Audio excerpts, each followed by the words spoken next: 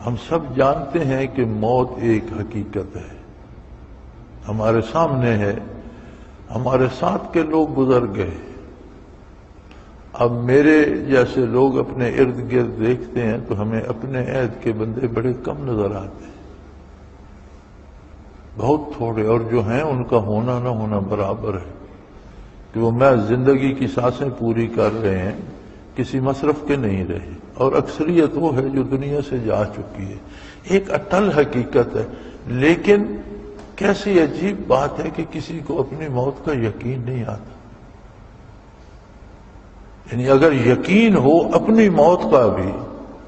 تو کیا وہ بندہ اللہ کی نافرمانی کی طرف جائے گا، وہ کفر کی طرف جائے گا، ظلم کی طرف جائے گا؟ تو یہ رات دن ہمارے ارد گرد جو کچھ ہو رہا ہے، یہ قتل و غارت، یہ لوٹ مار، یہ دہشت گردی، بلکہ جو لوگ سیلاب کی زد میں آ کر کچھ بچا کھچا سامان لے کر گھروں سے نکل رہے ہیں، راستے میں ان کو بھی لوٹا جا رہا ہے۔ تو یہ عمل یہ بتاتا ہے کہ ان لوگوں کو کوئی یہ یقین ہے کہ مجھے بھی مر جانا ہے، میں اسے لوٹ کر کیا کروں گا؟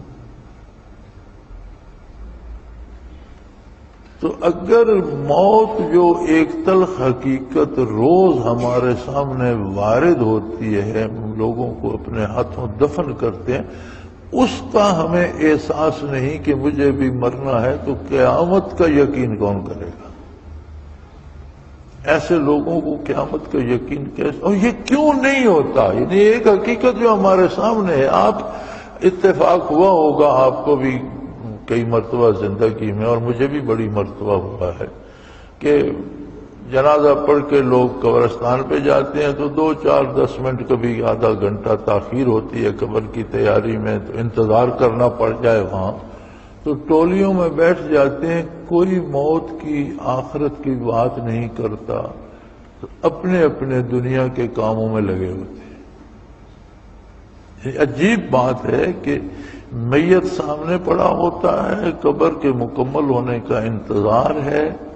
وہاں بیٹھیں، لیکن ان کی باتیں سنیں تو وہ اپنے دنیا کے کاروبار اور اپنے مسائل، اور وہ ایک دوسرے سے اس میں بحث میں الجھے ہوئے ہیں۔ وہاں بھی یہ خیال نہیں کہ آج یہ ہے شاید اگلی میت میری ہو،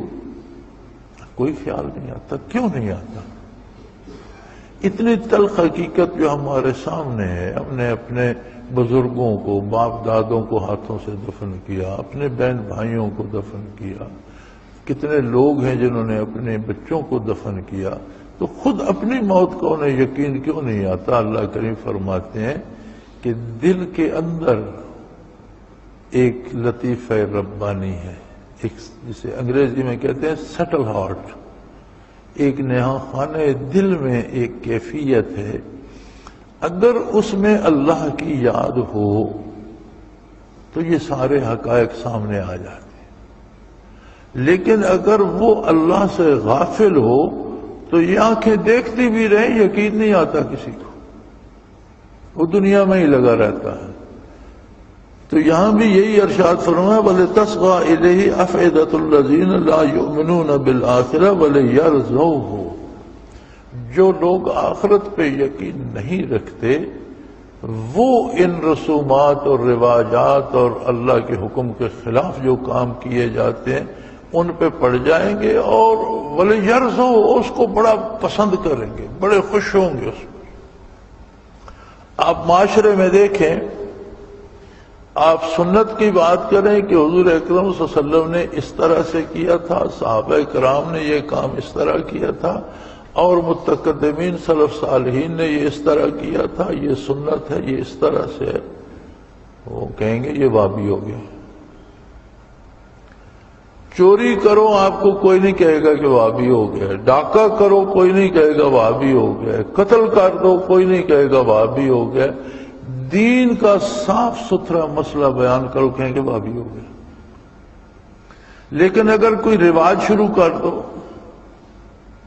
اس میں گپ شپ ہو، کھانا پینا ہو، دیگیں پکاؤ، ہاؤ ہو، 2 4 گانے بجانے والے بلا لو، سب کہیں گے بڑا ثواب ہے جی، بڑی نہیں، اور بڑے خوش ہوں گے اور بڑی خوشی سے اس میں شرکت کریں گے۔